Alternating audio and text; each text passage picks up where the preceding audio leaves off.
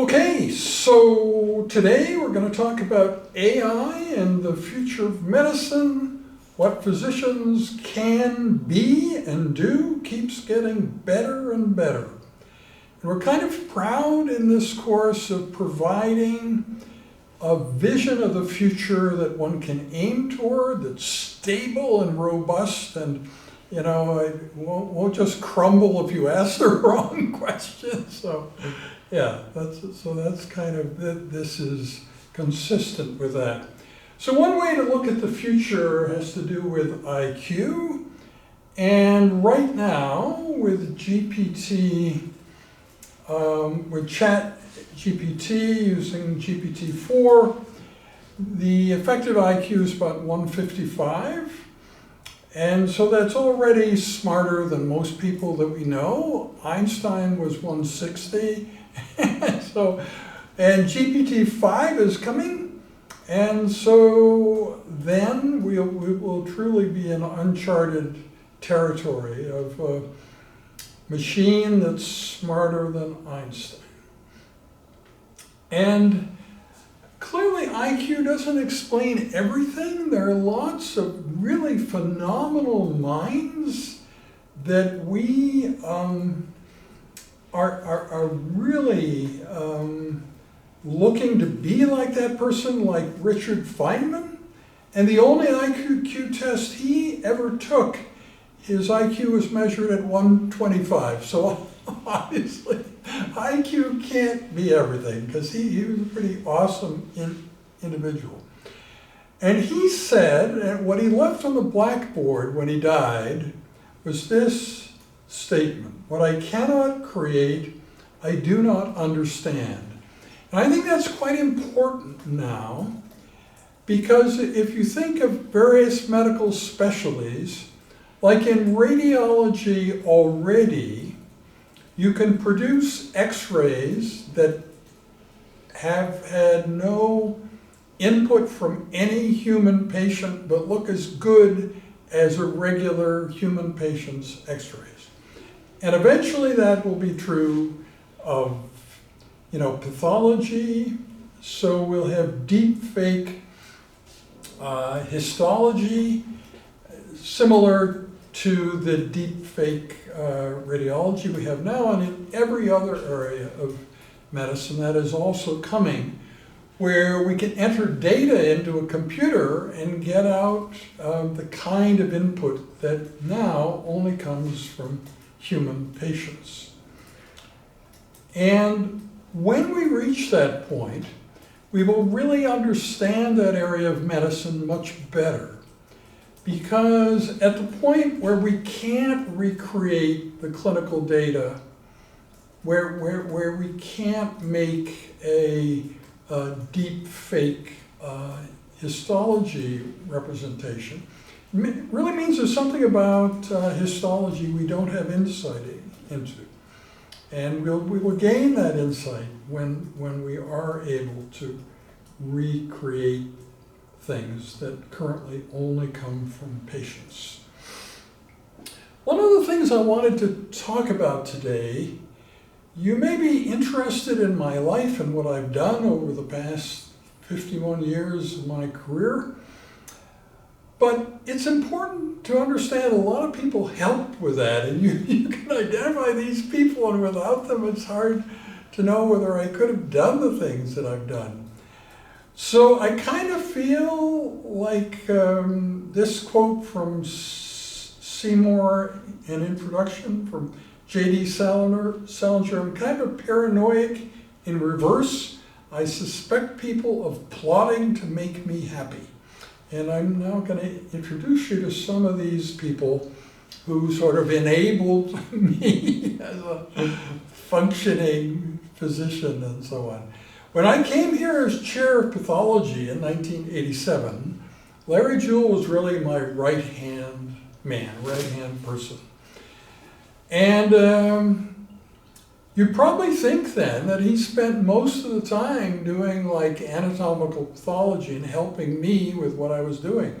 But that was really not the case. If you were a young person in trouble, like a trainee with some difficulty, Larry was your guy. He was spending a lot of time also helping people in that realm. So as well as helping me be chair of pathology, he reached out to a lot of young people that he helped. This was the time of big drug epidemics and AIDS, HIV, so there were a lot of problems to help people solve. Sheila Morber-Katz, she discovered Legionnaire's disease. This is an entity that was new on the scene and nobody knew the cause, and the CDC put a huge team on it. They couldn't find the cause. She, as a single researcher working in her own laboratory, found the organism that was the cause of Legionnaire's disease. She was on the front page of the New York Times and so on. She became famous at that point. And it was kind of cool then. During the Clinton administration, she had a job in the White House. She was the director of alternative medicine in the White House in the US. And when Clinton stepped down as president, I know this doesn't sound true, but it is, she sought me out and said, Kim, we should start working together. So it's kind of funny, she went directly from working with Bill Clinton to working with me. And she is the most confident woman I ever met. And I'm not really advocating this kind of behavior, but she said things like, and you've never heard anybody say this, the thing about me is I'm just really, really smart. You never heard anybody say that. But anyway, so yeah, she and I had a lot of interesting projects together. The next person who came on the scene was Victor Tron. Victor Tron was chairman of pathology from 2000 on. He discovered me and my entity of cyber nephrology, in other words, the internet-enabled kidney medicine, and thought I should expand that to cyber medicine, which was really nice that he thought that, and he kind of enabled a lot of tendencies I already had, so I was able to expand the things I was doing. It was great fun. You know, about 20 years later, he was in town for a wedding, and he showed up at a day when our department was very busy. Nobody really had time for this guy who was here for a wedding and just showed up unannounced, except me. So he spent practically the whole day with me, and we had a great time. Gary Agnoyan, he and I have been working together on various things. He's sort of like my oldest friend in medicine since about 1993. And we're working on a paper right now. So, yeah, actually we've submitted the paper and we're waiting to get the reviews back. But in all the areas that you may have heard that I was involved in, you know, post-earthquake disaster relief, a lot of things that are unusual for a pathologist or a laboratory physician to do, he was right in there with me. Maybe the most unusual help I got was from Lisa Cook, who in 2015 and now was the editor of the alumni magazine New Trail. And she discovered my course, the course you're taking. She was fascinated by it, and she decided to theme an entire issue of New Trail around the course and basically the future of everything. And you might think, well, so did you help her? How did that? No. You have to understand, she represents the Central University PR arm. I mean, they have enormous resources and influence and so on. No, I was just a little guy compared to her. And so when you look at this issue of New Trail, which I've already sent you at one point, and I can send you again. The graphics in it are way beyond anything I could ever afford if I was to reach out and get a graphic artist. And the ideas are more extreme than any that I've had. You'll read in there, and it reads as if it was written yesterday. You'd say, well, winter 2015, it must be really old news. No, there are ideas in there you have never, ever heard of before. What about the edible arm? The idea that you would have a regenerative capacity in your arm.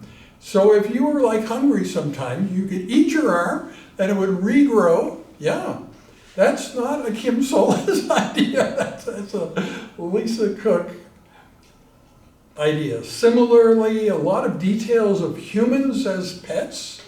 As things go on and machines are smarter, then how will that work? Will it be good to be a pet or not so good, or better than our lives today? Well, the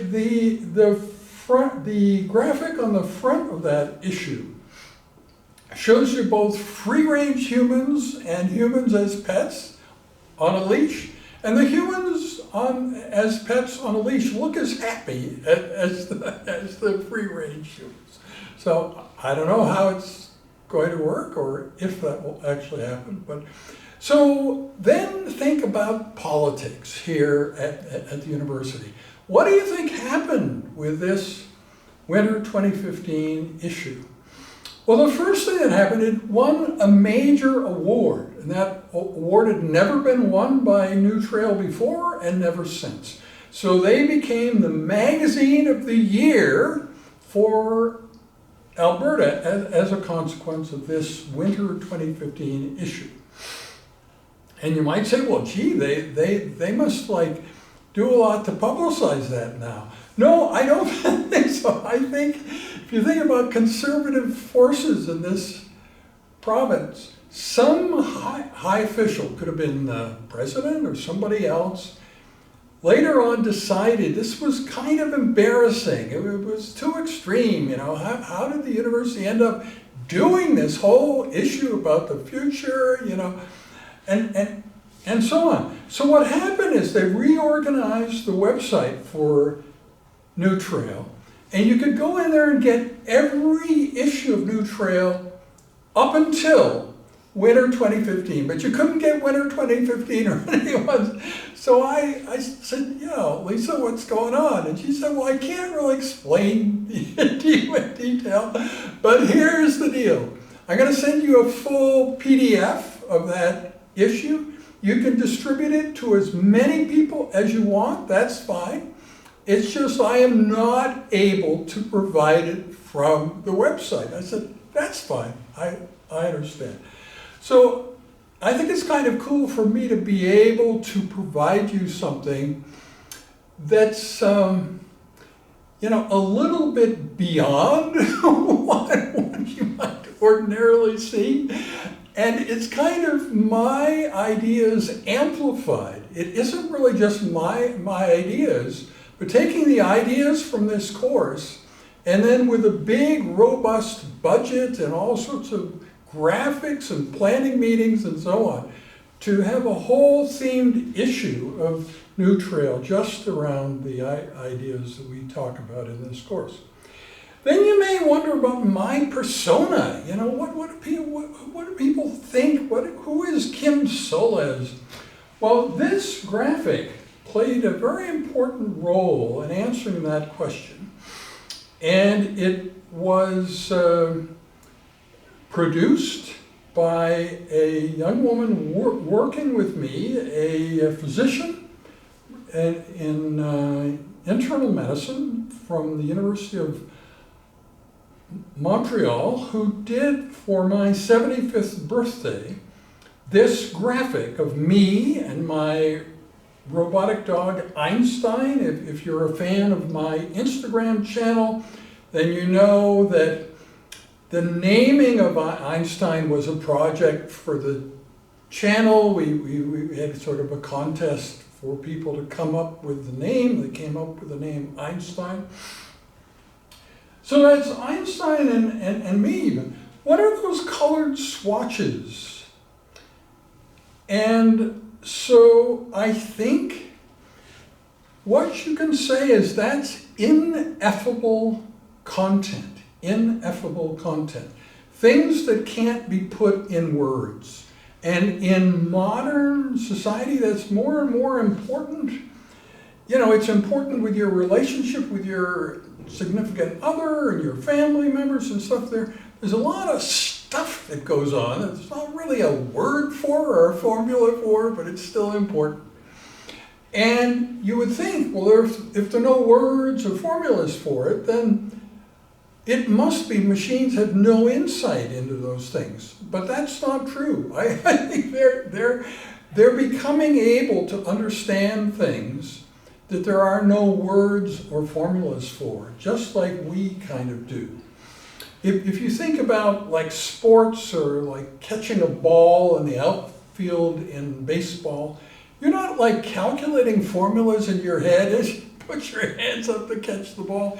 You're using muscle memory and other things like that. Like there are lots of experiences like that in life. So that ineffable content, I think.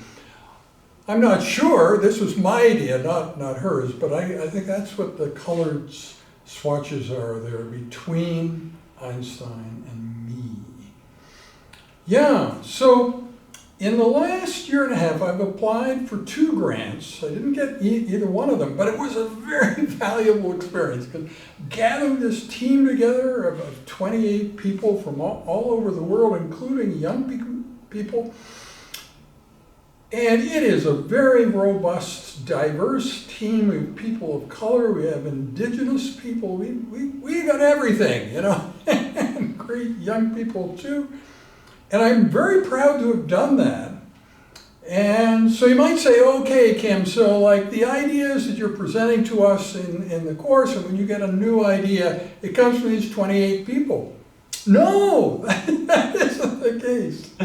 I can give you the names of about 7 or 8 people that I like read every day and follow it every day, and that's the way so these people are sort of like my sleeper team, right? If I got a lot of money, I could put these 28 people to work doing great stuff, but it's not a very burdensome job at the moment because I'm not actually asking them to do anything.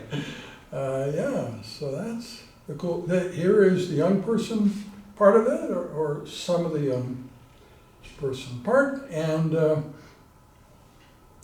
so then there is this thing that you yourself may have experienced of DALL-E 2 fatigue, right? DALL-E comes in on the scene and can create all these graphics so easily, and things that used to take hours of rendering, DALL-E can do instantly. And it's sort of not good, right? I mean, it's like we don't want to be just seeing things that were made by machines. We still want to value art created by humans.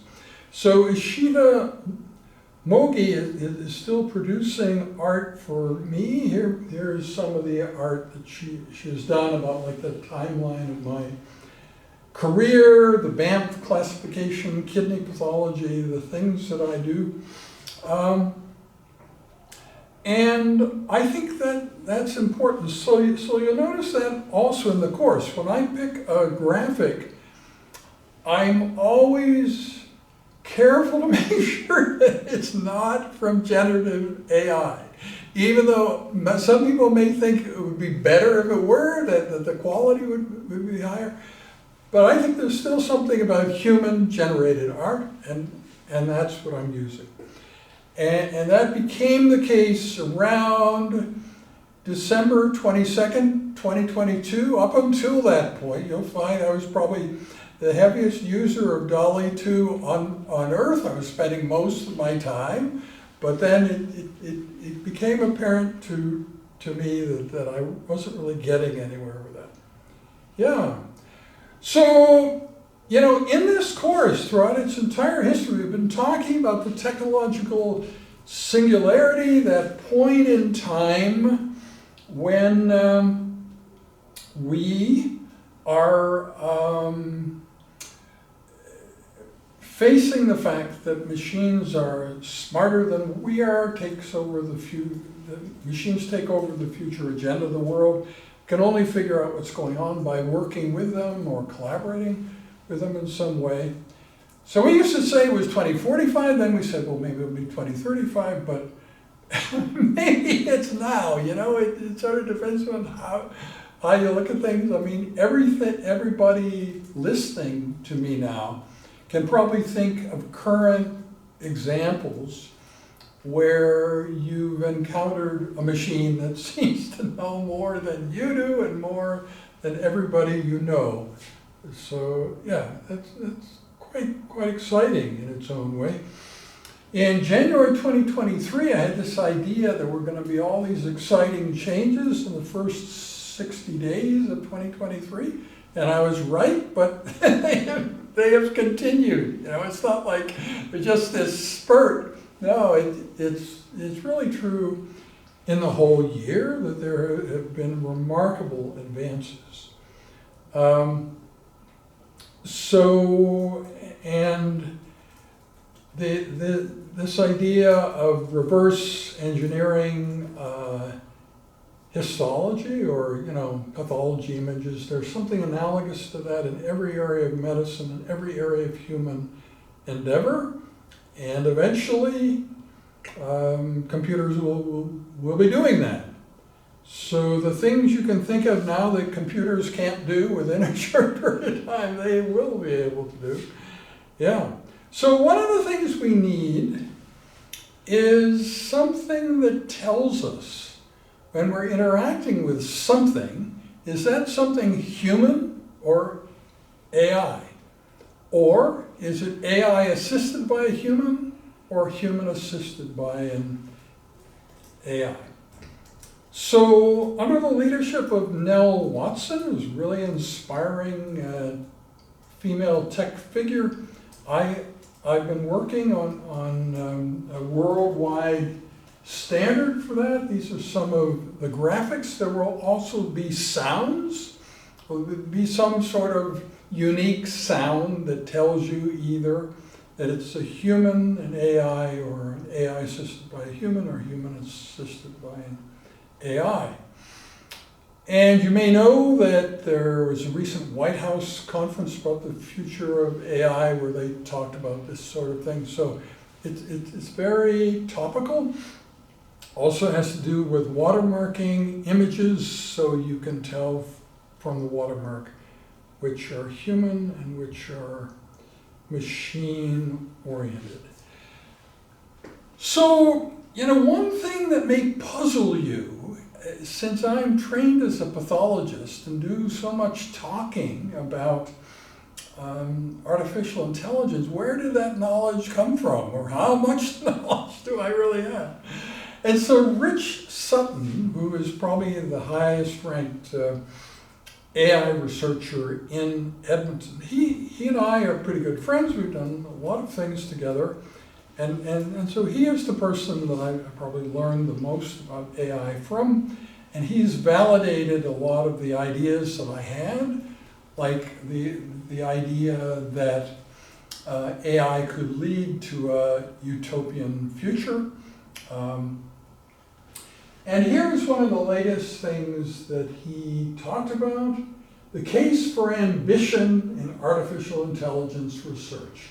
Within your lifetime, AI researchers will understand the principles of intelligence, what it is, how it works, well enough to create beings of far greater intelligence than current humans. This will change everything. The way we work and play, our senses of identity, the goals we set for ourselves and our societies, it will be the greatest intellectual achievement of all time. An achievement of science, of engineering, and the humanities whose significance is beyond humanity, beyond life, beyond good and bad. I call it the prize prize is a great and glorious goal. Ambitious AI researchers should keep their eyes on the prize. Yeah, so that was from September 2022. Now you may wonder this part of that says beyond humanity. But then if you think further about that, there are a lot of important problems that we have that probably humanity by itself probably cannot solve. Global warming may be one of them. Aggression between people may be another. Even the idea of describing a future utopia, if you were to write a utopian fictional novel, or if I were to do that, it wouldn't satisfy very many people because it's just your utopia, the way your mind thinks from mine. Whereas machines could kind of aggregate the thinking of the whole human race and, okay, what's kind of a compromise utopia that would appeal to the most human beings? That's something you and I can't do that a machine could do. And so my idea first in a video in 2016 is what happens when AI working on behalf of human beings takes over the world, right? So you wake up and you look out the window and everything's green and the levels of the oceans have gone back down and pollution is gone. The level of oxygen in the atmosphere is higher than it's ever been. And if two human beings come together with a conflict between them, some unseen force just gently separates them. No, boys, you don't want to do that. And nobody harms each other anymore. And so it's not just a unique idea of mine, that but it really is also the current idea. You'll find there's this idea of AI alignment, how to have advancing AI aligned with what humans want and need. And then the idea of superintelligence and AI intelligence, much, much, much smarter than we are. So how are we going to regulate that when we don't even understand how it works? And so the idea there is it's not that humans will regulate AI, but another AI will regulate AI. And isn't that the same as being having AI in charge? So I think it is. So that's the plan of like open AI for AI alignment, and for super alignment is to have a specific AI that is to help the other AI be aligned.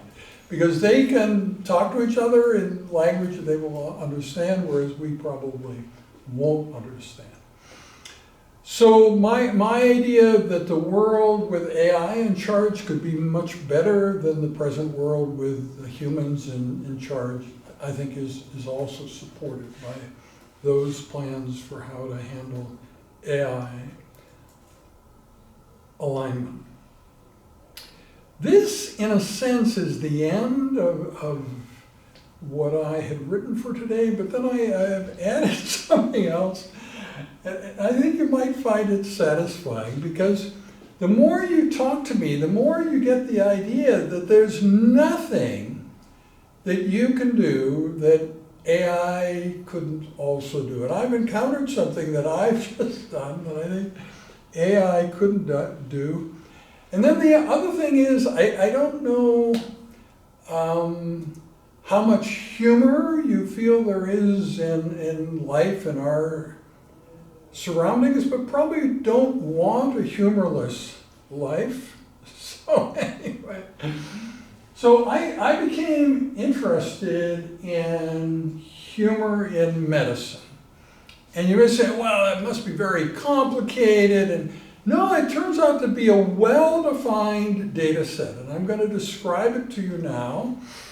And if I sound familiar with this, because I've read the abstract of every single article. So if you do a PubMed search for humor in medicine, you get exactly 5,198 articles. You might say, well, yeah, it probably changes every day. It doesn't change that much because there's no one out there who thinks that their job is humor in medicine. They may occasionally write about that, but it's not mainstream in anybody's work ethic. So there are not too many new articles written. But of those 5,198 articles, many of them are not really about humor, like haha funny. They're about aqueous humor, vitreous humor, parts of the eye, or like the humor, the four humors in ancient medicine, like Galen and Aristotle talked about and stuff like that. Or just misspelling humoral immunity or humoral rejection. You know, Paul Simon's song, "You Can Call Me Al"? Well, I think they've taken that a bit too far because there are these what look like copy-edited versions of published papers where the only mistake is that the spelling of humoral has a space between humor and the AL. So you've got humor, space, AL. I've seen that several times. It seemed like a very odd error to make, but it means that a lot of articles that seem to be about humor really aren't. So it turns out there are only 882 articles about humor in medicine, and the thing that's cool is my area is kidney medicine, and that appears to be the subspecialty with the fewest articles. There's only one, and that one has to do with dialysis patients. When they have a sense of humor, they live longer than if they don't. But you know, it's like every other specialty has more humor articles. But you know what's going to save us? Look at this. So don't those look like happy kidneys? It's true there are probably fewer published articles about humor in kidney medicine than in any other kind of medicine. But the graphics for humor in kidney medicine are better, and there are more graphics. So don't you think the graphics will win in the end? And when I make people aware, like I think I'm the only person that knows that kidney medicine has less humor than any other specialty. And when they consider that with the graphics, ultimately there will be more humor in kidney medicine. That's what I think. So this shows various parts of the eye. The vitreous humor is here, the aqueous humor, and a lot written about those. So there's more written about those kinds of humor than actually funny humor. Yeah, and if you think, well, why are we talking about humor? I think humor is important to well-being. It's important to mental health, and so it's not just a sort of arbitrary choice that we should be doing things to ensure that we don't end up in a humorless world, no matter what happens, right?